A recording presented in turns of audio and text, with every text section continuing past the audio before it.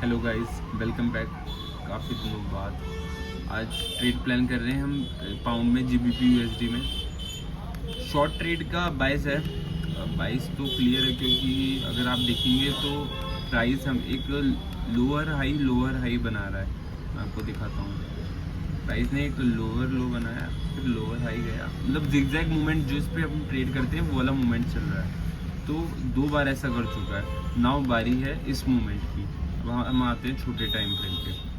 तो अब छोटे टाइम फ्रेम पे क्या देखते हैं कि प्राइस यहाँ पर इस जोन में डबल बार मार्क खाया है, मतलब यहाँ से कोशिश कर रहा है कि जाने के ऊपर, बट हर बार फेल हो चुका है। कि जैसे हम देखते हैं एक बार कि प्राइस ने यहाँ एक ऑर्डर ब्लॉक बना रखा है। ये देख रहे हैं, बहुत छोटी कैंडल है, मतलब यहाँ से सीधा फॉल आ गया, बट प्राइस ने वापस इसको ऑर्डर ब्लॉक को टेस्ट करा, बट सेम हैंड पे एक बहुत बड़ी एक बियरिश साइड दिखाने की कोशिश करी। प्राइस वापस ऊपर आया बट नहीं सस्टेन कर पाया। तो अब प्राइस दोबारा उस लेवल पे आ रहा है।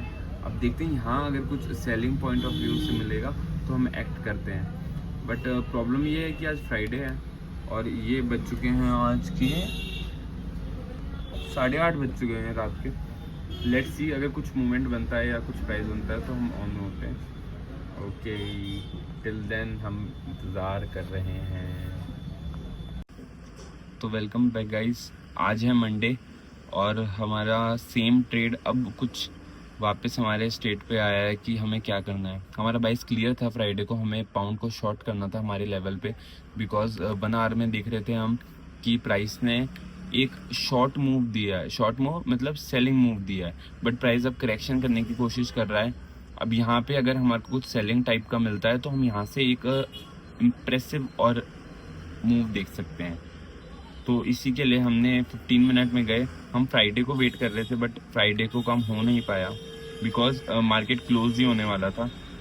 बट एज हम कम आते हैं 5 मिनट में और आज मॉर्निंग में ही देखते हैं कि प्राइस एक सिमेट्रिकल ट्राइंगल में है कि बार बार यहाँ से रिजेक्शन ले रहा है। First time, second time, third time, but एक बार प्राइस ने ब्रेकआउट कर दिया कि सारे बायर्स को बुला के एक बहुत एनगल्फिंग कैंडल बनाई, जो कि हमें पता था क्योंकि हमारा बाइस क्लियर था कि इस लेवल से शॉर्ट हो सकता है। हमने वेट किया इस कैंडल पे चढ़ के ना, एक शॉर्ट कैंडल दिखी है जो रेड वाली कैंडल है, यहाँ हमने पोजीशन बना ली और यहाँ पे हमारी शॉर्ट पोजीशन है और इसके ऊपर का ही हमारा एसएल है और यहाँ तक का हमारा ये सिमेट्रिकल ट्रायंगल के लास्ट तक का हमारा पोजीशन है। तो ये मे बी 80% का तो मतलब $10 का स्टॉप लॉस है और $30 का 1:3 के आसपास का हमारा प्रॉफिट है। देखते हैं इसमें क्या होता है, बिकॉज गारंटी नहीं है यहाँ से प्रॉफिट हो जाएगा या एसएल हो जाएगा। हमारा काम था ट्रेड लेना और एक अच्छे पोजीशन पे, एक फेक आउट पे हमने ट्रेड लिया, एक ट्रैप टाइप कह सकते हैं आप, कि एक ट्रैप बनाया, बायर्स को बुलाया, बट सेल वाली एंट्री थी। अब देखते हैं, बुल्स तो ट्रैप हो चुके हैं। अगर यहाँ से सीधा इस लेवल को भी तोड़ देता है, ये जो ट्रेंड लाइन आ रही है, क्योंकि बार बार यहाँ से सपोर्ट, अगर इसको तोड़ देता है तो पाउंड क्रैश हो सकता है। तो देखते हैं क्या रहता है, मैं आपको अपडेट करता हूँ। प्राइस यहाँ से थोड़ा सा पुल बैक ले सकता है बिकॉज यहाँ से वही सेम कंडीशन है कि 1 बार 2 बार 3 बार इस जगह से पुल बैक लिया है। तो मे बी यहाँ से थोड़ा पुल बैक लेगा, उससे कोई फ़र्क नहीं पड़ना चाहिए बिकॉज हमें हमारा बाइस क्लियर था और हमें एंट्री भी अच्छी मिली है। तो मे बी यहाँ से आके प्राइस दोबारा इस लेवल से गिर सकता है। तो यहाँ मुझे थोड़ी सी हिम्मत रखनी पड़ेगी और फर्स्ट टारगेट हमारा यही है कि अगर जैसे प्राइस ने इस लेवल को टच करा, 1 सेकेंड ऑल्ट जे, जैसे प्राइस ने इस लेवल के आसपास ये है इसको टच किया, हमारा फर्स्ट टारगेट हिट हो जाएगा। बट ये है कि यहाँ से प्राइस, क्योंकि इस जगह से हर बार मूव हुआ है ऊपर की साइड, तो यहाँ से पुल बैक लेना एक स्वाभाविक बात है। बट ये है कि जितना भी प्राइस ऊपर जाएगा उतना हमारे लिए अच्छा है कि यहाँ कंसोलिडेट करके ब्रेकआउट करे, तो वो ज़्यादा हमारे लिए अच्छा रहेगा। ट्रेडर इमोशंस, तो रियल इमोशन ये होते हैं गाइस, देख सकते हैं अब यहाँ से, मतलब जैसे हमने बात करी थी पुल बैक ले सकता है, बट पुल बैक इतना हैवी कि पूरा प्राइस रिवर्स हो गया, हमारी एंट्री पॉइंट पे आ गया है।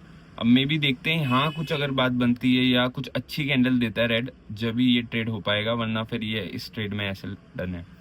बट ओके, हमें एसएल तो एसएल और टारगेट टू टारगेट ये लेना ही पड़ेगा। ट्रेड में एंटर होने के बाद बस ये दो ही काम है जो हमारे हाथ में, बाकी इस दुनिया का कुछ भी मेरे हाथ में नहीं है। ये यहाँ से चॉपी हो जाए, एसएल उड़ा दे, ये मेरे बस में नहीं है। अगर एसएल होगा तो बुक करूंगा, टारगेट होगा तो बुक करूंगा, बस ये दो ही चीज मैं ट्रेड लेने के बाद कर सकता हूँ। अगर ये एक अच्छी रेड कैंडल बनाएगा तो हमारा होप रहेगी हमारे पास, नहीं तो यहाँ आएगा, मैं अपना एसएल बुक करूंगा और डन करूंगा। तो आपको भी ये चीज सीखनी है कि ट्रेड लेने के बाद एसएल हमारे हाथ में है या टारगेट हमारे हाथ में है, बस इस दो चीजों के अलावा मैं कुछ भी नहीं कर सकता। हाँ ये है कि 1:1 होने के बाद या हाफ टारगेट होना तो मैं अपना रिस्क मैनेज कर सकता हूँ, बट अभी देखते हैं क्या होता है यहाँ पे, क्या प्राइस क्या बिहेव करता है, या तो पूरा रिवर्स हो जाएगा या यहाँ से हमें टारगेट देगा। इस तरीके से हमारा ट्रेड चल रहा है, नियर एसएल है। तो ये अगर एसएल होगा तो मैं एक्सेप्ट करूंगा, मेरी पूरी धन दौलत या जायदाद इसी ट्रेड पे नहीं लगी कि यार मुझे रोना आ जाएगा कि ये एसएल हो गया, मैं गलत प्रूफ हो गया, ऐसा कुछ भी नहीं है। जितना इसमें मनी मैनेजमेंट, रिस्क मैनेजमेंट आप पढ़ेंगे कि कुछ क्वांटिटी मैंने लगाई है, हाँ कि एसएल होगा तो मैं वो एक्सेप्ट करूंगा, प्रॉफिट होता है तो मैं वो एक्सेप्ट करूंगा। इसमें ये नहीं कि अगर एसएल हो गया तो यार मैं तो अब ट्रेड ले ही नहीं सकता, मेरा अकाउंट ब्लो हो गया। बहुत छोटी क्वांटिटी है मेरे कैपिटल का, 1 से 2% है यहाँ। एसएल होंगे, ये हमेशा श्योर रहना है कि आपको ट्रेड लेने के बाद, मुझे कैसे या किसी को भी नहीं पता कि अब इतना नीचे जाने के बाद अगर पूरा रिवर्स कर जाता है तो हम क्या कर सकते हैं। हम क्या यहीं काट दें, यहाँ काट देते अपन नहीं, या अब काट देते हैं यार, कम एसएल होगा, कॉस्ट टू कॉस्ट कर जाते। ये बहुत फुलिश और मतलब बचकानी बातें कह सकते हैं आप इसे। हो सकता है ये अब यहाँ से यहाँ चले जाए, इसमें हमें या किसी को कुछ नहीं पता है, सिर्फ भगवान को पता है। भगवान तो नहीं ट्रेडिंग में, मतलब एक बात है कि यहाँ हमें कुछ नहीं पता है कि क्या हो सकता है। तो ट्रेड लेने के बाद हमारा काम है सिर्फ एसएल और टारगेट लेना, हम उसी के लिए बने हुए हैं। तो देखते हैं अभी क्या रहेगा। यहाँ से हो सकता है, अभी तो C2C आए हैं, यहाँ अगर एसएल होगा मैं एसएल एक्सेप्ट कर लूँगा, दैट्स ऑल। एसएल होना तय है, आज नहीं कल सही, टारगेट होना भी कंफर्म है। 3 ट्रेड के बाद सही, 4 ट्रेड के बाद सही, बस अपना एज स्ट्रॉन्ग पे ध्यान दीजिए आप कि अगर आपका एज स्ट्रॉन्ग है फिर कोई दिक्कत नहीं। तो वापस सेम लेवल पे पहुंचने वाले हैं, देख सकते हैं आप। अगर मैंने यहीं काट दिया होता ये छोड़ के कि मेरा एसएल छोटा हो जाएगा या मैं लॉस नहीं एक्सेप्ट कर सकता, मेरे माइंड ने यही मान लिया होता, तो अभी हम ये मूव मिस कर देते। अब मे भी हो सकता है कि प्राइस एक बार पुल बैक लेके अब शायद इस लेवल को क्लियर आउट कर सकता है, क्या देखते हैं। मैं कह रहा हूँ अभी भी ये कंफर्म नहीं है कि प्राइस यहाँ नीचे जाएगा, अभी भी मेरे रेट है, क्योंकि कंफर्म ट्रेडिंग में कंफर्म जैसा जो कह रहा है 100% कंफर्म है, वो चीज़ सच हो ही नहीं सकती। हो सकता है एक कैंडल में ये टारगेट स्मैश कर दे, हो सकता है पूरा रिवर्स बैक हो जाए। तो जो हो सकता है हम वो देखने के लिए बैठे हैं ना, कोई दिक्कत थोड़ी है। हमें यार राइट रॉन्ग प्रूव होने की बात ही नहीं है। अगर इससे ऊपर होगा मेरा एसएल हो जाएगा, इससे नीचे होगा मेरा टारगेट हो जाएगा, बस दैट्स ऑल। मुझे ज़्यादा दिमाग लगाने की ज़रूरत ही नहीं है, मैं तो अपना बस काम करने बैठा हूँ ना। अब देख सकते हैं पुल बैक हो गया, एक सक्सेसफुल पुल बैक हो गया। अब प्राइस के ऊपर है कि प्राइस क्या करता है, कि प्राइस इस लेवल को तोड़ पाता है तो नीचे जाएगा, नहीं तोड़ पाता तो यहीं मूव करेगा या ऊपर जाके और लिक्विडिटी लाएगा और फिर तोड़ेगा। तो हमारे हाथ में जो है वो ट्रेड लेना था, वो जो कि हमने ले लिया। अब इससे ज़्यादा हमारे हाथ में कुछ भी नहीं है, उसके लिए अब देखते हैं क्या करता है प्राइस। सो गाइस, आफ्टर मेहनत मुकश्शत हमारा टारगेट 1 तो अचीव हो गया है। प्राइस ने इसके बिलो टच कर दिया, टच बेसिस पे तो हो गया है। अब हम अपना ये है मनी मैनेज और रिस्क को देखते हुए कि जो एसएल है वो बिल्कुल C2C कर लेंगे मे बी इस वीक के ऊपर। अब देखते हैं, अगर प्राइस को जाना होगा तो इसने इनको तो जो यहाँ पे एंट्री हुए थे उन सबको निकाल दिया है, रीटेस्ट करके दोबारा आ गया है।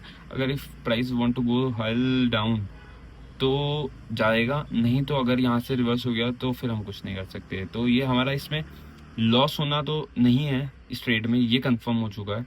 अब देखते हैं कि टारगेट हम कितना ले सकते हैं, वो हमें देखने का। फर्स्ट टारगेट तो यही है कि यहाँ इस ऑर्डर ब्लॉक तक तो आए प्राइस, उसके बाद देखते हैं क्या रहता है। अभी आ तो रहा है, होपफुली कि आ जाए एकदम से, वो ज़्यादा बढ़िया रहेगा। तो देखते हैं, मैं आपको अपडेट करता हूँ। तो प्राइस सेम उस मूवमेंट उस जगह से, उस प्लेस से सेम रिजेक्शन फेस कर रहा है जहाँ से पहले पुल बैक लिया था।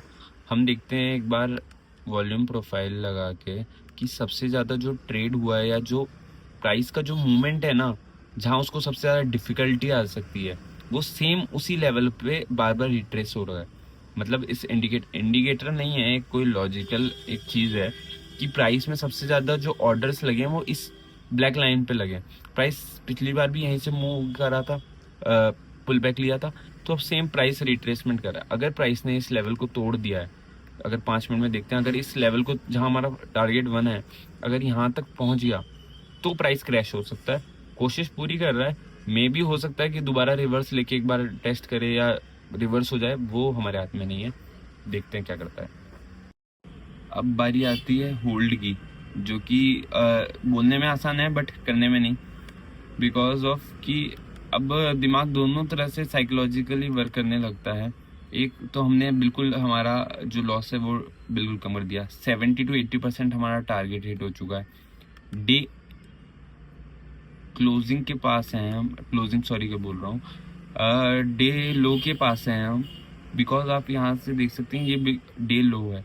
प्राइस ने इसको टैप डाउन तो कर दिया है, अब इतना गैप चलता है 0.12% का, वो कोई बात नहीं। इसको तोड़ना प्राइस के लिए, अगर डे लो टूट गया तो हम जानते हैं अगर डे लो टूटा तो प्राइस बिल्कुल क्रैश होगा, सस्टेन ही नहीं कर पाएगा। तो हमें नया लेवल देखने को मिल सकता है आज। बट ये है कि डे लो तोड़ना प्राइस के लिए इतना मुश्किल हो सकता है, क्योंकि आप देख सकते हैं, एक सेकेंड ब्रश, प्राइस ने एक बार कोशिश करी थी खुद के डे लो को तोड़ने की, नहीं हो पाया, सीधा ऊपर चला गया, लिक्विडिटी लेके आया, दोबारा कोशिश कर रहा है, मे बी इस बार भी नहीं करे, क्योंकि डे लो तोड़ना यार इतना आसान नहीं होता। बट ये है कि हम यहाँ कहीं हमारा 70-80% टारगेट बुक कर लेंगे एक बार जैसे इस लेवल पे टैप करेगा। तो उसके बाद जो रिमेनिंग क्वांटिटी है 10-20% या जो भी है, वैसे तो 100% यहीं बुक हो जानी चाहिए। पर अगर इफ डे लो टूट गया तो प्राइस अगर इस लेवल को तोड़ देता है तो एक क्रैश देखने को हमें पाउंड में मिल सकता है। हम देखते हैं बाकी एसेट कैसे वर्क कर रहे हैं, क्योंकि इसके लिए अगर इतनी, उसके बाद हमें बाकी एसेट का भी थोड़ा सहारा चाहिए कि कैसे क्या परफॉर्म हो रहा है। DXY इसके अपोजिट काम करता है, पर ये नहीं कि ऊपर जा रहा है तो वो नीचे आएगा, ऐसा कभी नहीं होता। मतलब बहुत रेयर चांसेस होते हैं, बट ये है कि हम इसकी हेल्प ले सकते हैं। कोशिश यहाँ तो ये तो बहुत ओवर सोल्ड है, देखते हैं ऊपर आएगा तो कुछ बात बनेगी, तब GBP थोड़ा सा जा रहा है। फिलहाल तो डे लो तोड़ देगा तो हमारे लिए अच्छी बात रहेगी, एक क्रैश का एक्सपेक्ट कर सकते हैं। हालांकि इस टैप डाउन पे मैं अपनी 80% के आसपास क्वांटिटी बुक कर लेता हूँ। ये कैसी कैंडल क्लोज होती है उस पर निर्भर रहेगा, 1.5 मिनट बच रहा है, देखते हैं कैसे। बट ये जो मूव था ये अमेजिंग मूव था गाइस, आपको कहना पड़ेगा, यहाँ आने के बाद इतना मूव आना मच बेटर। देखते हैं कैसा रहा।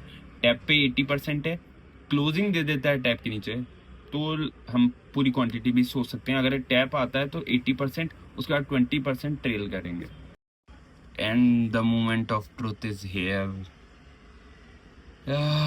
आई बुक्ड 80% यहाँ पे, और जैसे इसके नीचे आएगा आई एम डन, अपने आप बुक हो जाएगा बाकी रिमेनिंग 20% भी। तो ये रहा आज कुछ GBP USD का ट्रेड।